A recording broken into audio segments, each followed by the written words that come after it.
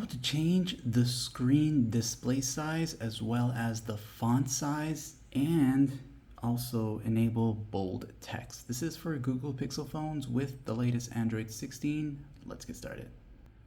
If you're a new user to Pixel phones, use the quick access with 2 or 1 fingers and you can go to the settings from here. Then within this area, with all the settings, go down until you see display right here.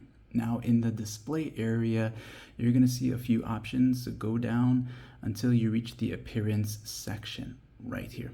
Then you'll see display size and text. So once you go in here for the first time, you will be presented a preview as to how everything will look based on the changes that you make. So one, you'll notice your font size. You got your slider here. You can make it smaller. And as I'm making the changes, everything gets small. So you can also make it bigger. Now, other than that, you can also make the display size bigger. So you can make it smaller here. Notice how everything gets small, or like this here. And this is the fixed display size settings. It's not a temporary zoom where you can zoom in or out, okay? And you can just come back and change this if you ever need to. And also you'll notice the bold text. So with this off, you'll see the texts are quite thin.